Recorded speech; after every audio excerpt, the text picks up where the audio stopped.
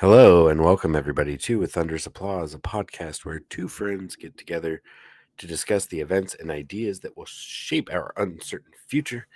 I am your host, Steve, along with my co-host, Zach. What's up?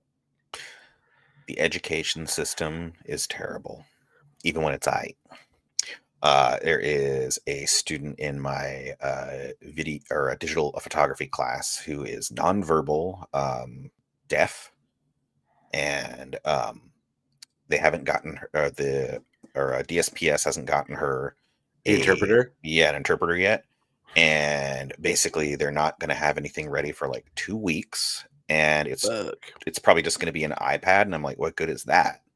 And what it sounds like they do is she just has to sit near the instructor, and the person on the other side of the iPad would basically listen as good as they could and provide interpretation. Oh shit, they're going to video sign conference language. it. Yeah, and do sign language. Yeah. Yeah, which means that she's not, the individual is not looking at the board, is not looking at, right, paying attention to the teacher's mannerisms. Right. And so, like, I also had to, the instructor has like YouTube videos. She's a professor. I should just say that, professor. Has links to YouTube videos, and previously she just clicked on the play button, and what that does is that just brings it up in the little embedded window. And I was like, oh, if you could click play on YouTube, maximize it, and put on the subtitles, that'd be great. And she was like, oh, that's a really good idea. And I'm like, yes. Turn on the fucking subtitles, dude. Full of them you'll find. And then I spent most of the class just typing at my phenomenal 60 words per minute to try and keep her as up to date as I could on what we were talking about. Very cool. Just opened a big notepad, made the font big and went for it. And then I was asking about, after class, I was like, what's going on? And that's when I found out about, the iPad and everything. And I was like, I mean, I know it's not much, but I could type, 60 words a minute, but I do need to sit where I was, today, because otherwise I can't see the board. And she was like, all right, cool. That's your desk. And that's so are you just typing notes and then handing them at the end of class? No. I'm typing notes on my computer in a like sticky note app that she can look at. I'm not creating anything permanent. Okay. There's a lot. Most of the stuff, actually all the stuff that she goes over is available online for free. So, I mean, if you need to look at it later on, you can. But I'm just kind of doing the like. You can type 60 words a fucking minute, huh? Yeah. I learned in high school. Bro, I still don't even touch the whole keyboard when I type. I'm like, where's the K? Shit. Okay. I couldn't do numbers for a long time because we got to it in high school and I just kind of lost interest. And then when I was working for the first bank, we had an assignment where it was just so much easier if I could use those numbers instead of the 10 key. And so I just forced myself to get good at it for that like one thing, and now I can do it. So, yeah. I'm no stenographer, but I can help somebody in a class. Yeah, that's great, man. That's good for you. Yeah. Right, today is Shooting the Poodoo episode 48. 48. We're almost to the big 50. 50. That we have been keeping track of. We're about to turn 50. Actually, we're already over 100. Well over 100, yeah. Well, Shooting the Poodoo actually started a bit later, didn't it? When we decided we were going to do one kind of more serious.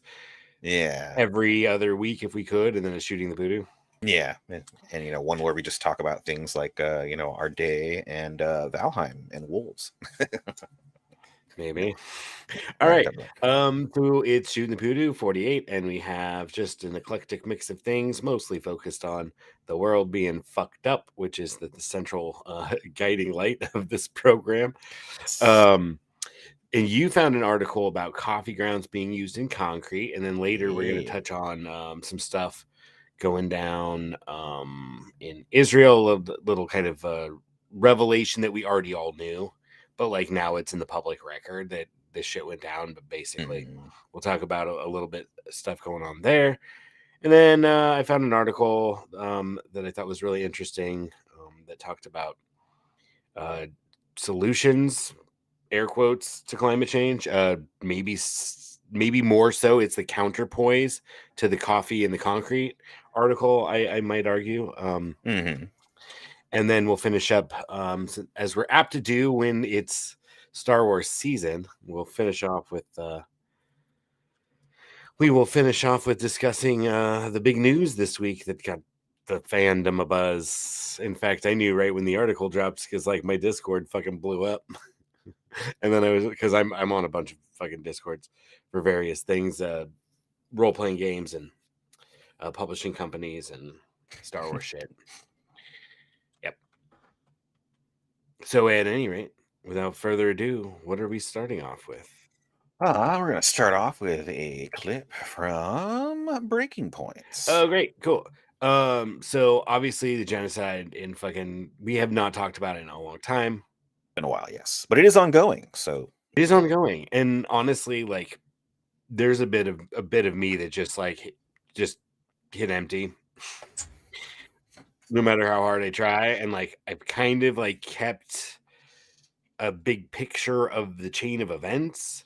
Both protesters and just the fucking reality that we all saw from the very beginning is now undeniable to all the people that wanted to think it was something else. Yeah. Right. All the ones seeking vengeance now realize that, you know, our claim of ethnic cleansing is pretty fucking explicit, like out of the mouths of powerful people in the Israeli government are being like, I think the best case scenario here is for Egypt and Jordan to take all the Palestinians. Say, you know, whoever survives or whoever makes it, right? Yeah, yeah. And then, you know, there's other things that we're not going to cover tonight, but, you know, talking about the U.S. being responsible if they don't expel or, you know, expel the Palestinians, then they want like the U.S. or somebody to occupy and oversee the rebuilding. Like, it's a fucking mess. But at any rate, Breaking Point still covering it as usual, doing an okay job. I thought this clip, as you'll see, and you can tell me after you watch it what you think. Saying what happened They here. do a lot of bootlicking of Israel here. They make sure to hit those points. It's like, we're not saying that like most of the dead were caused by this horrific act of terror by Hamas, a terror group. Right? They definitely emphasize that. So go ahead. Yeah. Right on. And the actual direct cause of death of so many people at Pesci Cohen's house in this kibbutz, this needs to be investigated. So what is the Hannibal directive? As a little bit of context and backstory here, put this up on the screen from Al Jazeera. So the directive, known as the Hannibal Procedure or Hannibal Protocol, is an Israeli military policy that stipulates the use of maximum force in the event of a soldier being potentially kidnapped. This is according to a former soldier and co-founder of an activist group called Breaking the Silence. Quote, "You will open fire without constraints in order to prevent the abduction," he said, adding that the use of force is carried out even at the risk of killing a captive soldier. In addition to firing at the abductor, soldiers can fire at junctions, roads, highways, and other pathways opponents may take a kidnapped soldier through.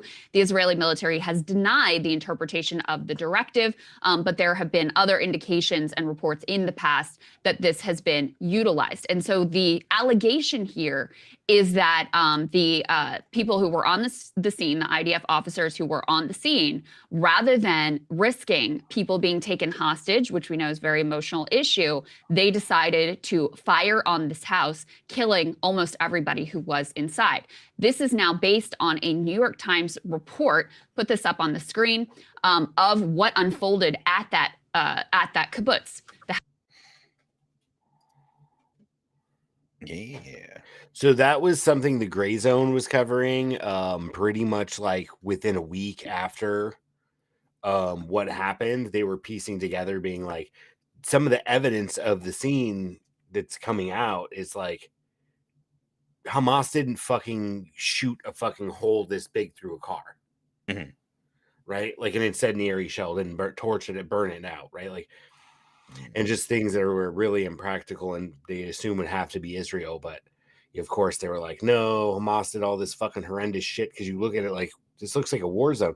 No, dude, it was, I mean, it's, I guess I'll do my required bootlicking and say it's not like it wasn't an act of terror. Like, I could see if you were a person living there, you'd be terrified, but like ultimately, like you're living like literally on land that was stolen not that long ago, like in their living memory. Like, you just pushed them off and built a fence. Okay. And then built a nightclub and like a fucking we watched a video or whatever. Sorry, go ahead. Like we watched a video where there was a theft going like in progress. And the guy was just like, I was told I could stay here. Like, Yeah, exactly. Anyway, so this has been known for a long time, but of course, like, the official narrative would not let you, like, the establishment, the power structure would not let you say that out loud, except for the fringe ones who usually get the story right from the beginning, like the Gray Zone. And now it's public news. Now it's in the New York Times, right? How many fucking months has it been? October 7th was when it started. Yeah, 3 months. Yep. Yeah, so 3 months. 2.5 million people have been displaced and under, the stress of Israel's terror campaign, because that's also a terror campaign. And yeah, and the things that we said all along, they finally are like, okay, fine. It does look like there might be an unspoken or unofficial policy in the Israeli military to kill anybody that might be taken hostage. Right, which has to be real good for, morale. Yeah, and before this came out, like, part of it is because people on the ground are doing real shit. Like, so far as I know, like, families of people taken hostage and families of people who died on that day, like, are demanding accountability from the government, and not like a 9/11 commission where, like, we're kind of like, oh, okay, I guess it was the Saudis, right? Like, it's not like that. It's it's a real political headache, as I understand it. I'm not there, and I don't want to pretend that I really understand Israeli politics. Seems like a political headache is a good thing to have when you're in this situation. Yeah. I mean, Netanyahu was already in hot water. His party was already in hot water. People were not happy with what they were doing because they're fascists. Yeah. Like, and I think that most people wanted to believe that they were going to do the right thing and they believed in some of the rhetoric. And then as time went on, they're like, oh, yeah, these guys are fucking fascists. Or we really disagree strongly on some of the things they're doing, even though we still, many of us still don't want Palestinians around. Yeah. It's a bit much. Yeah. So at any rate, it's good to know that shit comes to light. And later in that clip, and I wanted to find that, but I was short on time because I thought I had put it in there earlier. I guess I didn't hit save or something. And at any rate, later in the clip, they discuss how the beheaded babies and all that other shit got debunked too, officially a number of weeks ago, maybe even a month ago or so. But Sagar was saying how, over the winter break, because he was on vacation for a week or two, and he said he went out to lunch at a suburban Mexican restaurant, like, with some friends or whatever, and they're kind of they vote and they have political opinions but aren't very well read. So he had to, like, correct them and be like, yeah, there weren't actually 40 beheaded babies. That was bullshit. Yeah. Well, and we were watching a video a while back about it where, a guy was like, they're going to find out that was fabricated. Yeah, I think it was Norman Finkelstein. Yeah, and like you just have to cause, like you just have to cause outrage, and that's what people remember. They don't remember the walk back. So we have more to get through, and I don't want to derail it, but we should definitely have a conversation at some time about just shooting the Poodoo, man. Yeah, okay. Well, I was thinking about this the other day because my assemblyman, California lower house, and the California is the state assembly. My assemblyman Dahl, he Dahle, I think. He sent out this mailer from his office, so it's official mailer. It's him, part of his budget that we as taxpayers give him to communicate with us about the things he does. It's just, been a thing that happened for a very long time. That, interestingly enough, not a single conservative wants to get rid of. When they look to cut waste, right? They just want to cut fucking food stamps and programs for fucking infant formula and shit. They don't want to cut their own ability to propaganda, like get paid to propagandize, because that's what he did. And he had this mailer, and he's informing his constituents about how he's fighting for their interests. But it's just like a nonstop, like, I should have brought it with me, because I think we didn't toss it. No, I might have tossed it, because yesterday or today was trash day. Anyway. how he's fighting for like parents to have transparency. So like if a fucking 17-year-old kid comes out at school, oh yeah, like he's fighting for like the school not to be able to withhold that from parents, because it says parents have a right for their child. And I don't know, we have to draw a fucking line somewhere, right? Like I don't think the 18 is the appropriate line for a lot of that shit. Really, at that point, the parent basically has the right to force the child to not talk about it until they're 18. That's all that's going to happen. You're just going to have people who would have gone to school and sought like a kind ear, and instead they're just going to have to be like, I have to inform you that if I'm told of the following things, I have to report them to your parents. And then the student's going to be like, I have to go now. And so they're just not going to get the help they need. Right. They're not going to get the help they need, Yeah. which is the point, right? Yeah. And I it's just part of the culture war bullshit. The vast majority of kids and cases, they're fucking teenagers. Not they aren't fucking having sex with, maybe they are, but like they are just teenagers usually, and maybe sometimes like in the like 12, 13, 14, when you might be like, they're still pretty young. By the time you're like 16, 17, dude, come on, dude. Yeah. I mean, you're still an idiot, but you're still an idiot, but I think you can choose to be who you want to be in terms of like who you are. Like, like you can start to decide your future. You can definitely start to decide your future and things like that. Exactly. I mean, even when you're younger, you should have autonomy over your body, but the question is like, where is the line of like where should a school inform? I don't think that school, I said it earlier today, and that makes me unpopular in some circles. I don't think it's appropriate for like schools to be really pushing like this, you can be whatever gender you want, like you know, at like when kids are not really even thinking about that, and that's not really the way. I mean, they like, oh, I'm a little boy or a little girl. They kind of have an identity based on like how you approach it, but like being like, do you want to cut off your genitals and be somebody? Do you feel like you're somebody else? Because kids, like, they don't have any attention span, right? Like, and I don't agree with that, but like at some point, if it's a 15-year-old kid who's like, I actually think I like the same gender as me, I kind of have a crush on my best friend or whatever, like that's fucking not a parent's business. Well, and then the whole thing with cutting off genitals is like such an edge case. Like most of the people that 100%. Transition, they just do hormones and maybe a little bit of plastic surgery to shave or enhance some bones in the face. Like most people do not go through with a gender reassignment surgery. Especially not here because they can't afford it. It does happen in other countries, and it is supported by taxes because progressive countries. Well, and my point was kind of like not just that he uses taxpayer money to clearly stoke this culture war shit, but it just shows how effective that propaganda is, to tie back into what we were talking about through the Breaking Points clip, is that like Sagar's discussion of like his friends and what their opinions were and how their opinions got shaped, but they never followed up. And it was really kind of, it shows the power of fucking mainstream media, dude, on people. And not just for sure. You might be like, well, he's in that space, so of course he knows a bunch of shit libs or a bunch of shitty fucking moderate conservatives or whatever. Like, but it's a fact. Most of the people I know are that way. I mean, I can think back years ago, 2020 or whatever, and people legitimately being like, I really like Elizabeth Warren. She says what I like, and she gives me the warm fuzzies.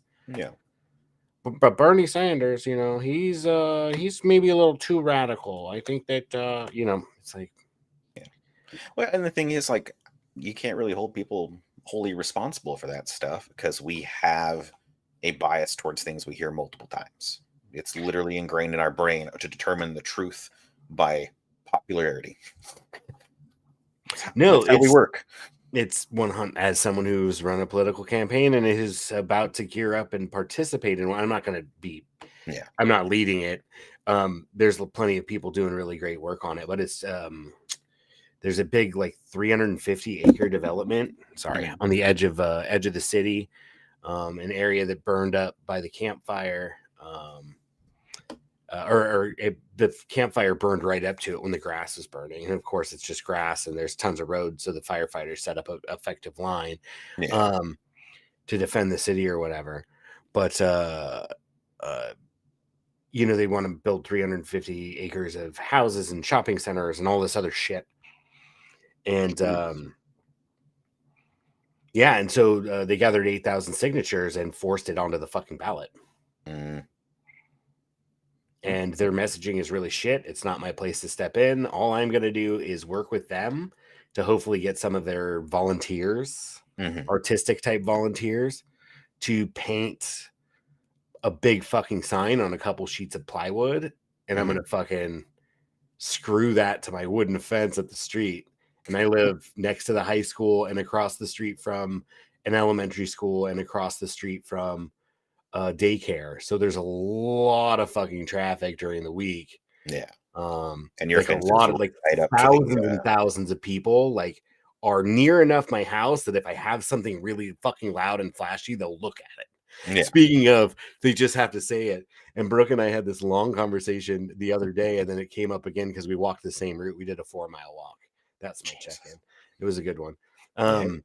But we walk by and we see the sign, vote yes on P, and then a little script under there. And it's just a big, good, decent color selection and a little blurb at the bottom if you're close enough to read it. But you could clearly say yes on P.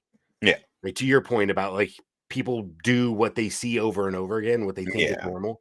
And then you go to the anti-sign where you walk up the street and then turn the corner and someone has a sign for the other campaign.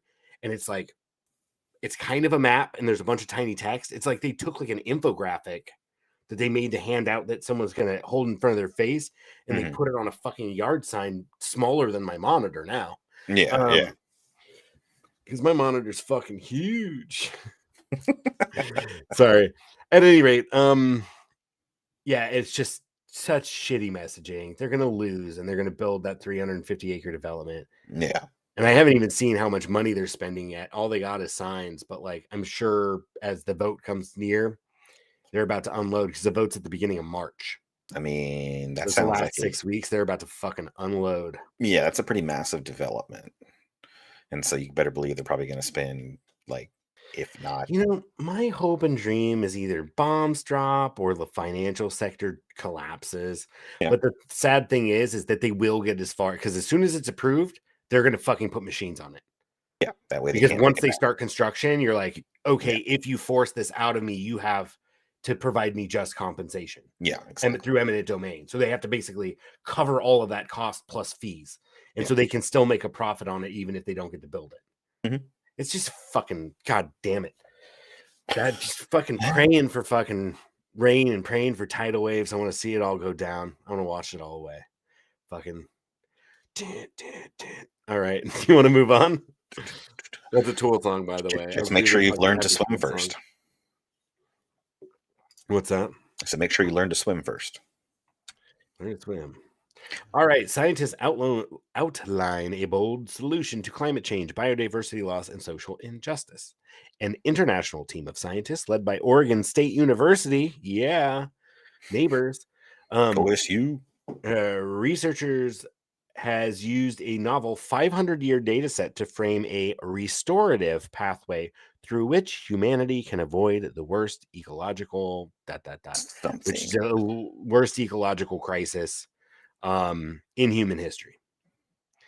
So what they develop is they call it sustainable SSPs. Can you scroll up just until where it says the SSPs are plausible developments in the future would be different challenges for climate mitigation and adaptation. They're called one more up. I'm sorry, I should have remembered what it was or wrote it down.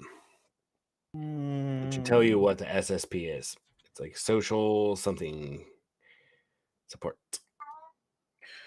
Shared socioeconomic pathways. Shared socioeconomic pathways. So rather than being like, we need these technologies and that like carbon dioxide numbers are a purely scientific problem for industry and engineers and other religious leaders of the cult of progress. This is the first time I've seen in print where they are like, because the UN kind of like gets really close, I think, because of the non-Western perspective that's allowed space, right?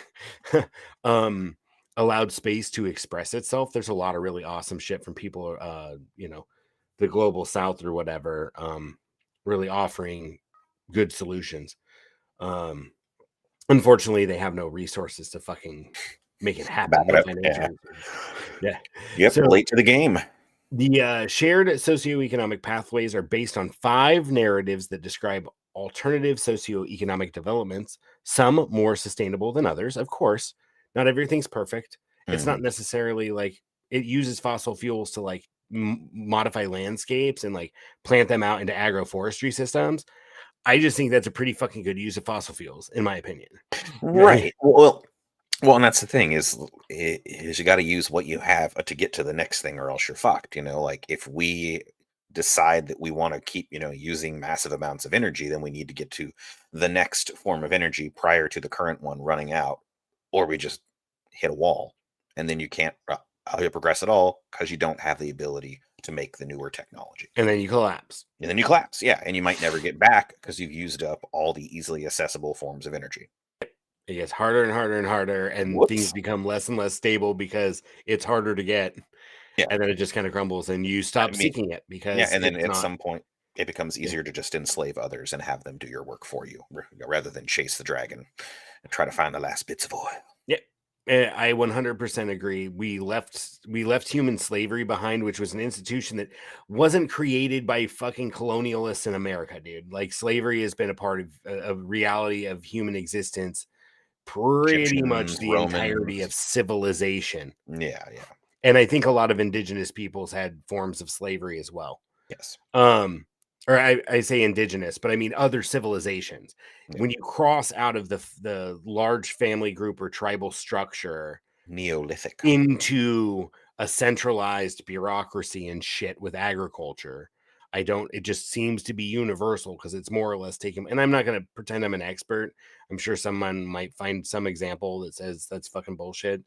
But as a general sense, as I understand the trajectory of human history, is that even like in Mesoamerican civilizations and Chinese civilization, they don't have to be fucking Western and white and European. Nope. Just like, anytime there's an other and you don't feel like doing some work. Yeah. They and oftentimes they would do it to themselves. Yeah. Like the Romans were enslaving themselves all the time. Lowercase, like India, right? Like you have permanent castes that do the drudgery. Yeah. I mean, it might as well be slavery. It's just encoded in their fucking religious documents, right? Yeah. And in their cultural custom. I was just listening to something about that. I don't know. Is that a decent interpretation? I don't know a ton about Hinduism. No, it is encoded in their religious beliefs. It's part of their religion and also cultural custom. Yeah. Right? Like one basically became so they're not technically slaves in the proper sense. There's no ownership. Yeah. But broadly speaking, they do the drudgery.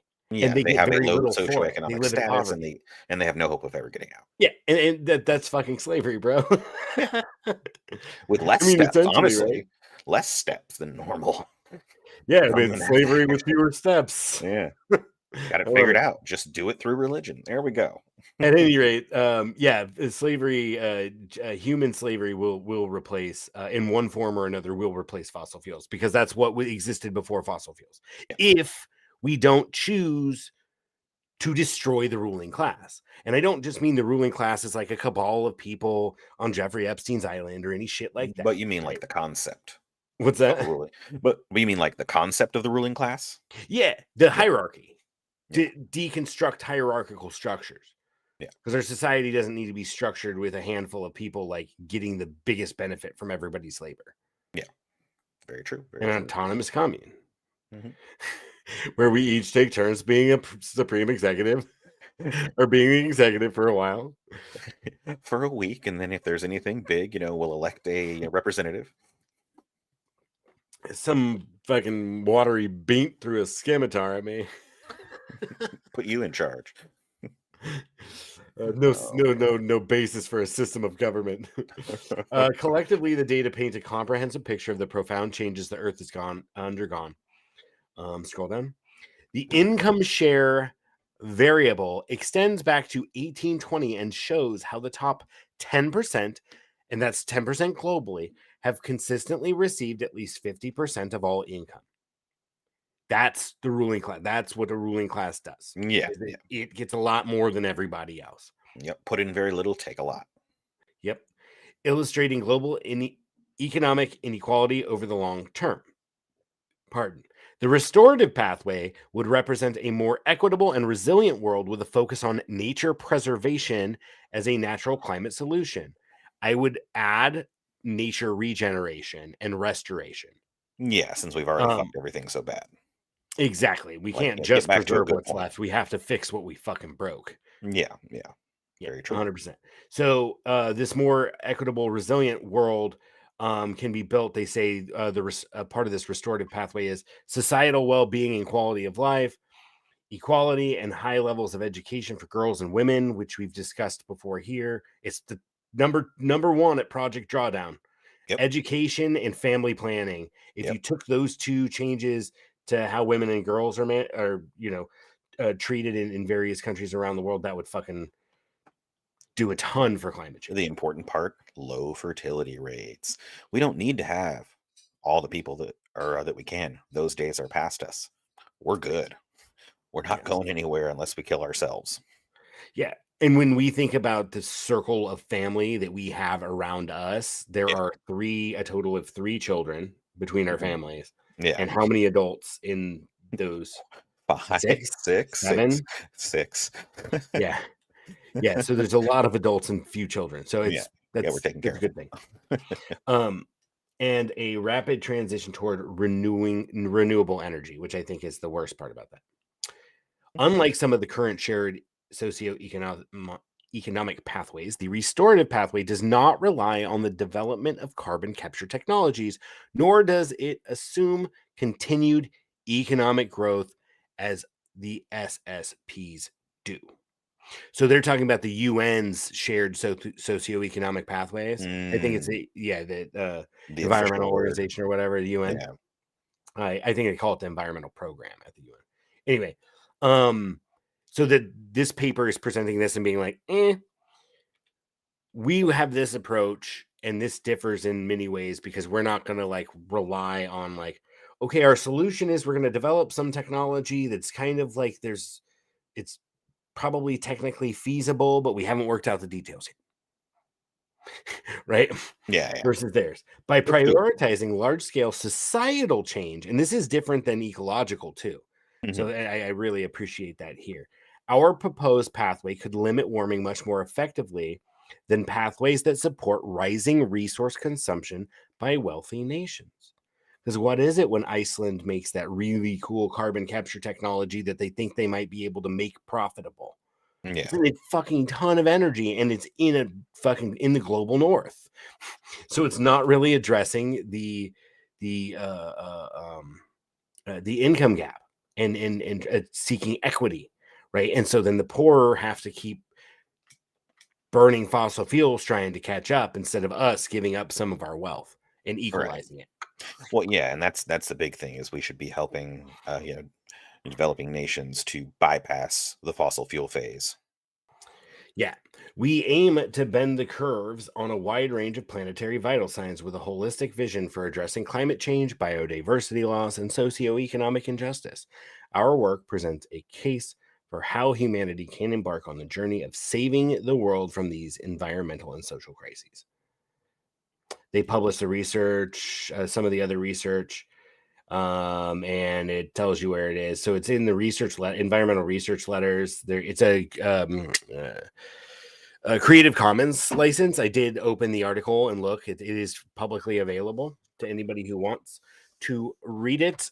We didn't go over it because I didn't have a chance to like go through the various sections and have anything intelligent. Plus, this article kind of summed it pretty well. Yeah. That's the type of article I like. That's it. You have an article on coffee. Do you want to read that? I'm going to step away for just a second. Yeah, I can be brief. All right. Right. Scientists have discovered an amazing practical use for leftover coffee grounds. We could be producing concrete that is 30% stronger by processing and adding charred coffee grounds to the mix. It basically states that every year, 10 billion kilograms or 22 billion pounds of coffee waste are created, and most ends up in landfills. I think we like to think that a lot of it gets composted, but if nobody picks it up from the Starbucks, it just goes into the regular garbage anyway. Um, and so by doing this and trying to make it profitable, just like they do for the carbon capture stuff, they hope to move away from having concrete be so carbon dependent.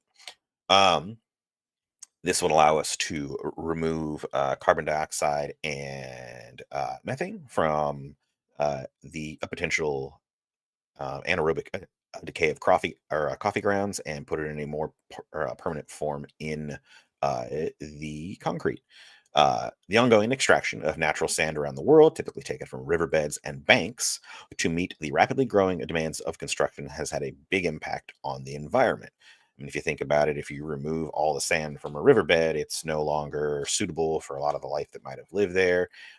It may start to erode more as the water has more energy, whereas it would otherwise be carrying that sand. And so you can do some real big damage to a waterway real quick. Let's see. Organic products like coffee grounds can't be added directly to coffee because they leach chemicals that could weaken the building material's strength. If you recall, coffee grounds are slightly acidic. So by using low energy levels, the team heated coffee waste to over 350 degrees Celsius, 660 Fahrenheit for us losers, while depriving it of oxygen. So it is another anaerobic or a process where it is heated. It's called pyrolyzing or pyrolization. It breaks down organic molecules, and you get a porous carbon-rich charcoal called biochar, which I believe we've talked about in the past when talking about building your soil. That can help form bonds with and incorporate into the cement matrix. They tried doing it at a higher temperature, but the particles were not as strong. They have not yet assessed the long-term durability of their cement, and they are testing how the coffee cement or coffee mint. It's definitely coffee mint. The coffee mint performs under freeze and thaw cycles, water absorption, abrasion, and many more stressors. Because as we know, one of the biggest enemies of concrete is water intrusion, followed by low temperatures, followed by high temperatures. And you can quickly break down anything that way. That's how erosion happens for a lot of times. Did you see the... Sorry, finish your thought, brother. Oh, I was just going to say that they're working on it from other organic waste sources, such as wood, food, and agricultural waste. Those other ones are a bit more diverse, and so it'd be hard to treat them in the same way to get the same result. And the inspiration for the research came from an indigenous perspective involving caring for country, and ensures that there's a sustainable lifestyle for all materials and avoiding things going into the landfill to minimize the impact on the environment. Thank you, indigenous peoples. What? No, I'm good. As far as I can tell. Did you freeze? I might have froze for a second, but I'm back. Why do I not hear you? Froze for another second. Hello. Oh shit, that's my bad. Anyway, I set the water glass. My hand clipped the speaker. So awesome. So yeah, finding uses for other stuff, helping to close the waste loop a little bit. Yeah, you're still frozen though, bro. Yeah, I see that. It's fine. Okay, I'll keep going. Yeah, I think that's it's interesting. Here's my take. Yeah. I think that people should be studying how concrete reacts under certain certain conditions and certain mixes with extra things. If you can, but making biochar and then because then we make concrete and then the carbon is there forever. Is that the argument? Versus just having it part of a cycle through compost, because compost will off gas and organisms eat shit and they shit carbon dioxide. Yeah, exactly that. I think the idea is that they were just looking for some alternative. Here you can make money as opposed to composting, which typically is not seen as a profitable endeavor. So yeah. And so that kind of really really accidentally provides like a perfect juxtaposition to the article we just read. Yeah. Right, because what would in your mind, what would the socioeconomic change be to deal with coffee waste?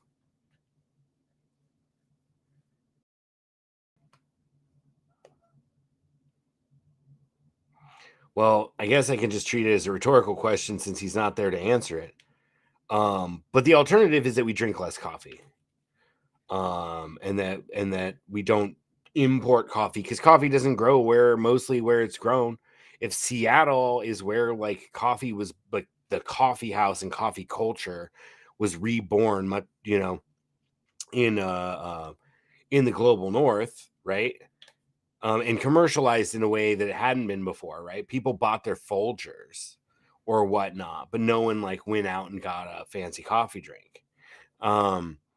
And so this problem with the increased consumption of coffee, the waste, we wouldn't have to deal with if we decided we were just gonna drink water and focus on having clean water everywhere so everybody can drink the water, which Yeah. is not drinkable in a lot of places.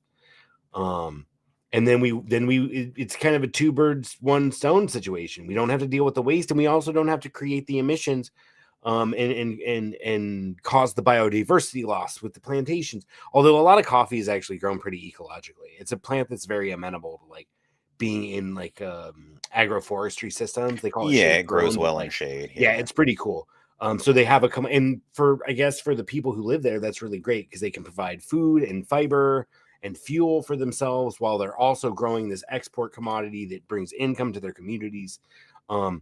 So it's not necessarily a bad thing. And I'm not saying necessarily we all quit drinking coffee, right? But maybe we don't need Starbucks and Dutch Brothers, right? Like, Yeah. maybe micro roasters is the future, right? And I do know people who roast coffee as a hobby, like people do sourdough or people make beer or wine. Yeah. Like they just fucking roast coffee as a hobby, and it's fucking. I mean, it's kind of a cool hobby, right? If you really like coffee. Yeah. Just like any other, hobby you have, related to a food or a drink. You just really like it, so you figure I can do it better. Yeah, yeah, yeah. At any rate, it was a good article. I think it's interesting. I do think they should experiment. I think they should make more biochar, period. And I think that we should Yeah. co-generate and make fucking energy out of it. Oh yeah, The yeah. thing There's is no it's reason you fucking. couldn't. Sorry, go ahead. Oh, there's no reason you couldn't, and you could do it, very locally. It doesn't have to be something where it's shipped across the world. Right. They have a bunch of plants here. I think I have a list somewhere, but it's like Japan, yerba mate, like those both. Japan is in like East Texas. It's like kind of in the South, but it grows Mm. like it'll grow here in California. Everything fucking practically grows in California if you put enough Yeah. water on it. Excuse me.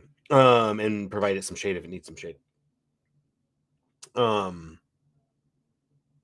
any rate, those plants contained in yerba mate is fairly popular. People do like mate or whatever. But those both contain caffeine, and the whatever the Cafe du Monde blend, right, or whatever they call it, Cajun coffee or whatever they call it. They put chicory in it, like as like a Mhm. flavoring kind of thing, and to kind of stretch the coffee bean out. There's like a dozen ways to prepare it. Like we don't have to not have it. I mean, we could totally not have it, but we don't necessarily have to be puritanical about it, I guess is what I'm saying. Well, yeah, it's very similar to like, oh no, so much chocolate is made using slaves. Okay, how about we just stop eating chocolate? No, no, no. Well, here's the deal though. Chocolate should cost a lot.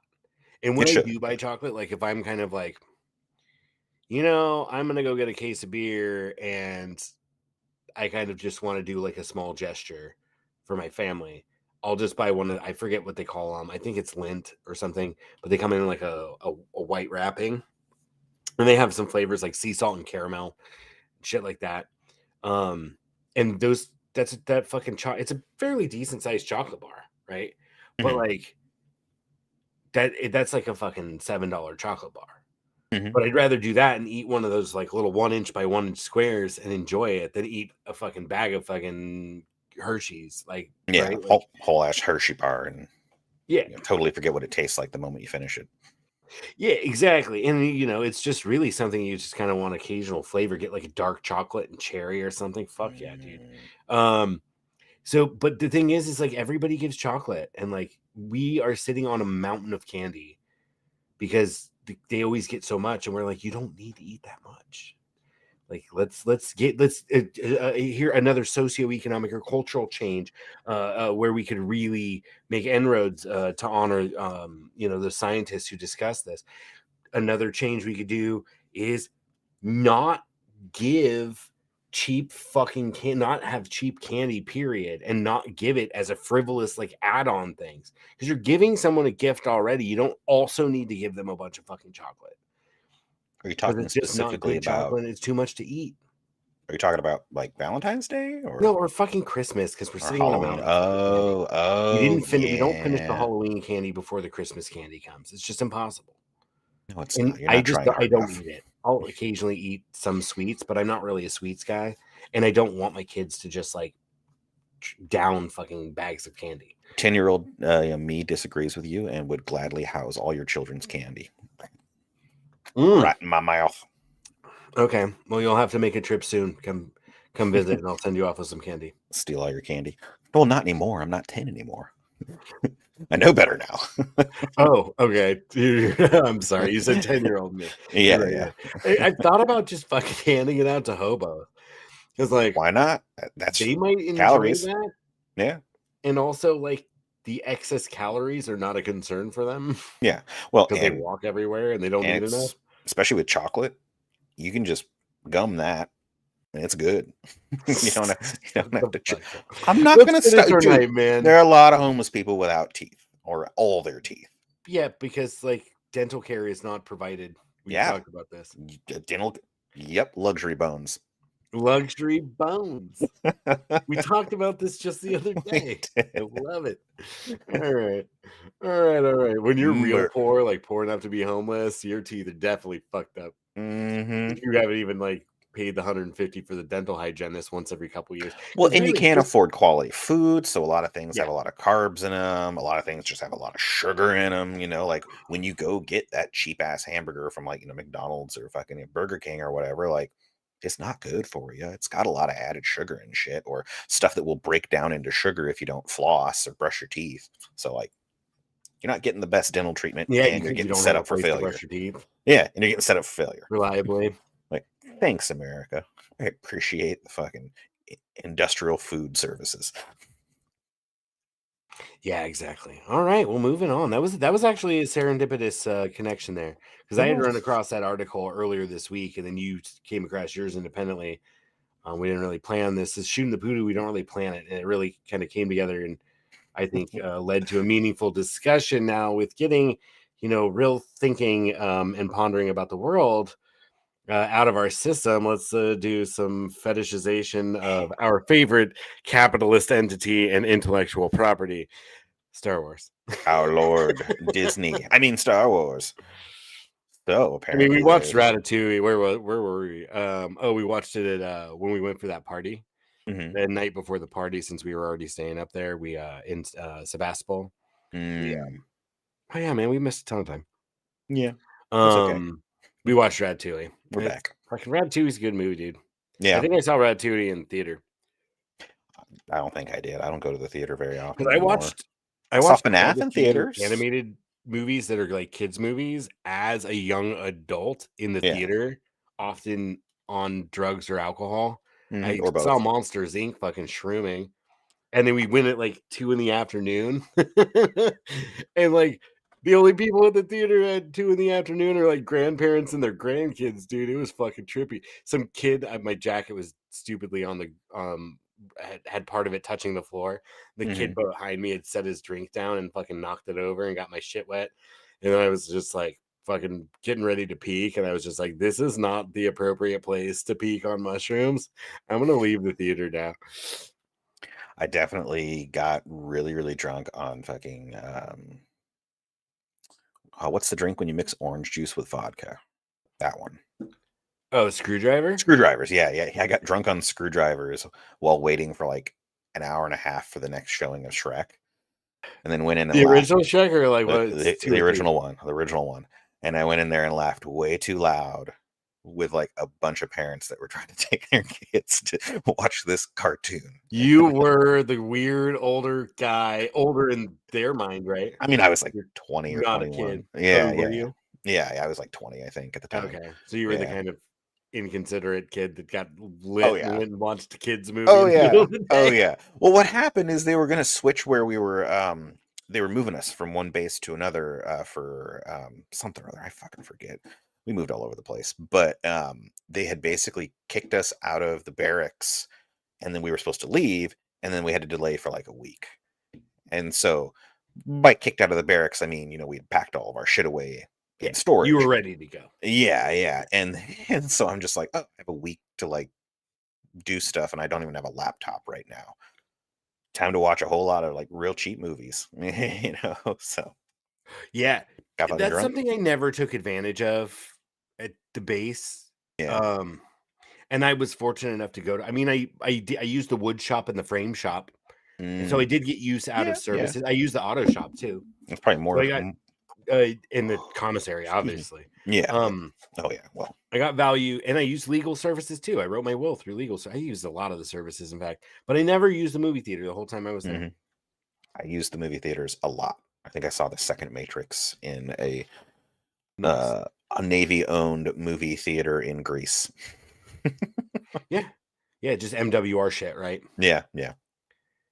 For everyone else, that is morale, welfare, and recreation. Basically, the keep you sane shit.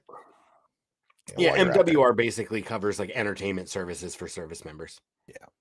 Because sometimes you're in fucking Greece and you're like, this is a foreign place. I need things that make me feel comfortable. I need to see like, white Americans that speak English. It was like super. Well, what it was is it was an early release, and it was at like 3 a.m. or something. And so I didn't take the boat back to the submarine. I just stayed on the island. Oh, you don't? There's no fucking port facility. You like moored and then boated in. Yeah, moored and then boated in. Not I didn't realize the Navy did that. Not every place has enough depth for certain types of ships. Right. I mean, it's just fucking reality, right? Yeah. You want to go lots of places, you might have to dinghy in. Yeah, and so we got dinghied in, and they were like, oh, well, the last one, like stops at midnight, and then like we won't start again until 6. And I was like, well, fine. So I was in Greece, trying to fall asleep on a fucking, bench, and the MPs came by and they're like, hey man, what's up? And I'm like, oh, I was waiting for a movie to start, and I'm just, passing out on this bench. And they're like, did it occur to you that's kind of dangerous? And I'm like, no, I'm a white male. I'm good.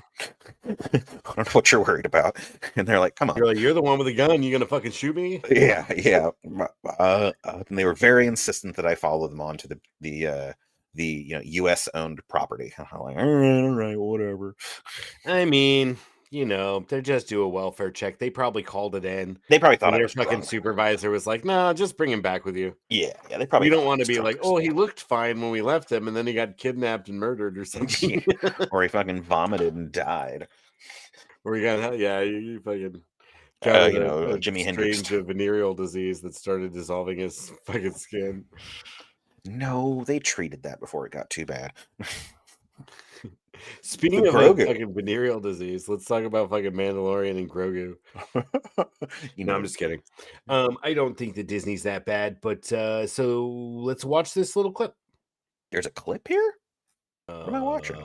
You press play on one of them, I think. Which one do you want to watch? That one. Right there. It's not a video. I thought it's 28 seconds. Where do you see that? Oh, that's StarWars.com? Yeah. Maybe because I was on mobile. Oh. Yeah. Yeah, these are just little Star Wars best of. I can't click on them. Oh, you know what? Here. Okay. Well, give me a second. Then we have very little to talk about. Well, give me a second. No. So it pinged on my Discord, as I said at the top. Oh yeah. That they're like, oh, instead of making Ahsoka 2, Ahsoka season 2, and Mandalorian season 4, they're just gonna make a Mandalorian Grogu movie. Ewok sushi. And it's a surprise movie by Favreau because the StarWars.com article says Favreau's gonna write and direct it. And it is different than the Dave Filoni crossover movie, and it's different than the other 2 projects. Which is some director I don't know that's going to do like a Origins of the Force, which I think could be really fucking cool. Like going way back and kind of having it be more mystical. I think that would be really rad. And then the other one is the new fucking. They're going to make a Rey creates the new Jedi Order. Yeah. Just because they didn't know what else to do, and they're like, "Whoa, that's really great!" All these, but we don't want to give them any fucking writing credits and have to pay them, so we'll just write our own thing and basically fuck it all up with blackjack and hookers. Here I got 51. No, with Rey and fucking and regurgitated story plot lines, member berries, you know. Yeah, exactly. So anyway, they're gonna make I originally in response to the person who posted this on Discord, I was like, that doesn't make any fucking sense to me because I thought The Mandalorian was already in production. And like if they're talking about a movie, then they're talking about an idea that they're gonna turn into a movie. And that could make sense, but I saw on Screen Rant later that day because I looked it up, and they haven't filmed anything. They haven't even done the production scheduling or anything. They just have a script, like a working script for season 4 of The Mandalorian. And so then I'm like, okay, cool. They might be like, hey, we've been doing seasons of this, and we really think this next arc would be better as a fucking movie, and we can kind of wrap those character stories up so we can move on to other things, right? Like. And I thought that would be really rad because the idea I saw floated, and this is just pure speculation. I think Screen Rant even mentioned it was probably speculation, if I'm getting my details correct, which is harder and harder to do sometimes. Oh yeah. But they were saying if they took the general plot of season 4 of The Mandalorian was supposed to be Din Djarin and Grogu going around as kind of bounty hunter duo. Pursuing members of the Shadow Council. And I was like, oh shit, if that is the plot, that would make a really rad movie, because then it's kind of like they mentioned that it was based on some 50s Western of like, I don't know, there was like a duo, like a young one and an older, more grizzled one, kind of like in True Grit, like, you know, with the young girl and I forgot what they called it, Tonto and Lone Ranger and Tonto or some shit like that, which was fucking racist as fuck. But like, because all the 50s Indian movies or cowboy and Indian shit was fucking racist. But anyway, my point is they kind of based it on this kind of like young, powerful or promising young, but and then this kind of grizzled old wise one that was kind of short with his words. And so I was like, fuck, bro, if they have him pursue the Shadow Council, that'd be sick, because then by the time you open up the rest of the timeline for Ahsoka season 2 and the Filoni crossover movie, he would, like, Din Djarin can eliminate, like, or capture, right, and bring to justice or eliminate other members of the Shadow Council, where then Thrawn and the people that were loyal to him on the Shadow Council rise, right? And are now like they don't have any competing factions left, and I think that would be fucking rad. Or probably he takes out the leadership, and then Thrawn consolidates them. Yeah, right? I mean, that's control of everything. Yeah, and so I was kind of skeptical. I was like, "Fuck that, dude! Let's just give us Mando season 4." And now I'm like, honestly, you could probably tell a better, if it's done right. You could tell a fucking better, more contained, really entertaining story. Like, yeah, I just hope that if it needs to be 3 hours, they make it 3 hours, but they don't make it 3 hours if it doesn't need to be made 3 hours. You know what I mean? Like how movies seem to be like, oh, all big things should be 3 hours now. And I'm like, this is why I don't go to movie theaters, because I want to pause and take a piss every once in a while. And you can't we do used that to in a bring movie back theater. the raunchy comedy of the early 2000s. I doubt it'll happen. Because most of that shit didn't age well. That's why. No. You watch that now, you're like, ooh, that would not get past the PC, please. Damn it. That shit would get canceled real quick. Yeah. So I just want to point this out. Okay, here's the view that the rest of the world gets of this website. That's the view. That's the view I got. Much simpler. That's on Brave. Yeah, you actually get like code sometimes though, which I don't like. But other than that, though. So they did say Ahsoka season 2. So this kid on Discord, I did correct him and say no, Ahsoka season 2. They say at the bottom that they're in pre-production, which was that thumbnail you showed. That was a sketch of like the storyboard artists do basic sketches. Oh yeah, that'd be fucking sick. So I didn't read any of this about Ahsoka season 2. The the StarWars.com article I read that this kid was trying to say was Ahsoka season 2 and Mando season 4 were going to be just a movie by Favreau is incorrect. Ahsoka season 2 is its own thing. And I'm glad they're taking Din Djarin and Grogu. It sounds like they're going to take Din Djarin and Grogu out of all of that's happening and have them do something that's tangential, that's important to, but completely independent of, so you can just tell their story and not try and, make him a fucking, a sidekick to Bo-Katan for a whole fucking season. I'm really hoping that they'll do minimal force use, like have him still be like not great at it, and then don't have any other force users, don't have any lightsabers, like just do Star Wars, like we did for Andor. Just leave a lot of the other stuff behind. Like, let us have a gunslinger. Let us have our hawk and chick. Yeah, agreed. Yeah. So at any rate, we're about an hour, and I'm excited. I'm excited for the Favreau movie. I'm excited for Ahsoka season 2. I'm excited for Andor, which isn't going to drop for a while. Skeleton Crew should drop any fucking week now. Oh, right. Yeah. They've done no fucking promotionals for it. Yeah.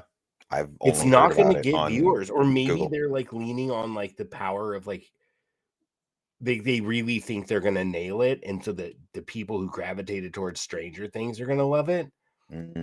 I don't know, because I don't watch enough TV to really know like trends and what people want, and like be able to speculate what they might be trying to emulate, or if they're going to go a new creative direction. I'm excited for The Acolyte. I think that's going to be a new creative direction. Yeah, because I just saw the first season of that show by Leslie Headland, and it was fucking weird, bro. But like by the end of it, like it wrapped up really nice. Like that season was self-contained too. It's kind of like, I guess Brooke said, I was like, we should watch True Detective because I heard good things, and it was like, no, True Detective, like season 1 and maybe season 2 are good, and the rest of it's fucking garbage. But they all tell different stories.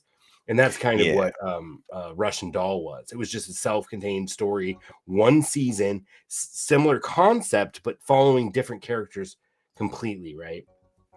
In the second season, which we haven't started. But the first one was like incoherent at first. It was fucking crazy, and there was a ton of intrigue, and we're like, what is this? What does this mean? Like all that shit. And then at the end, it resolved super nice, and it was a good character story and shit. So, I think The Acolyte is going to be good. I can't wait to unleash an army of wolves upon the world of Valheim. They deserve it.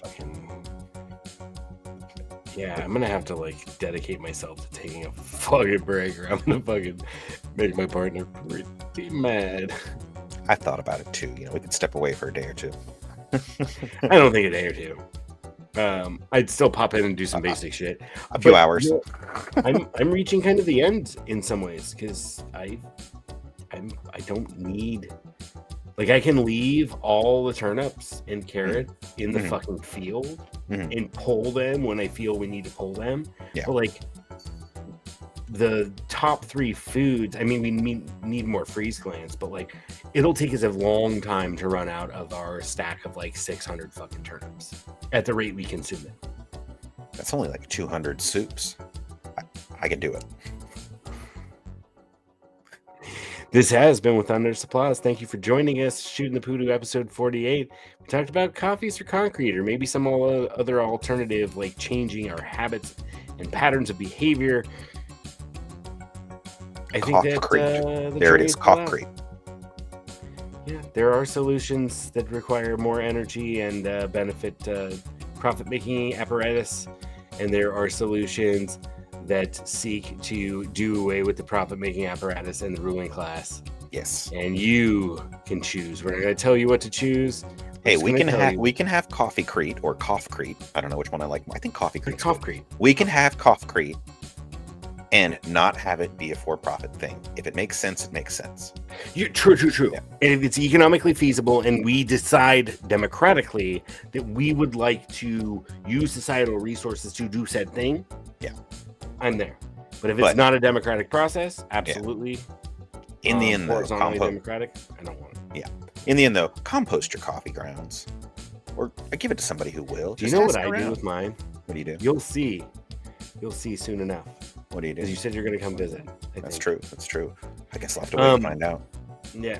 So you'll see what I do, and you'll be like, "Oh, that kind of looks ugly." And you know what? It probably does, but I don't care. I literally just take the tin and pitch it under a tree, and it makes like a mound of filter paper and coffee grounds. Yeah. That's all it does. I don't take it out of the filter. Get it rained I used or to like shake it out of the filter. Yeah. I'm like, fucking, I just throw do it a dollop, and then it'll get covered with straw in the spring to suppress weeds. Yep. And preserve moisture more than weeds. Because when weeds die, they die. Yes, when liberty dies, it dies. With hundreds of claws. Good night, everybody. Thank you for joining us. Sorry we ran late. Not that late. It's 5 okay. minutes late. Bye-bye. Grogu.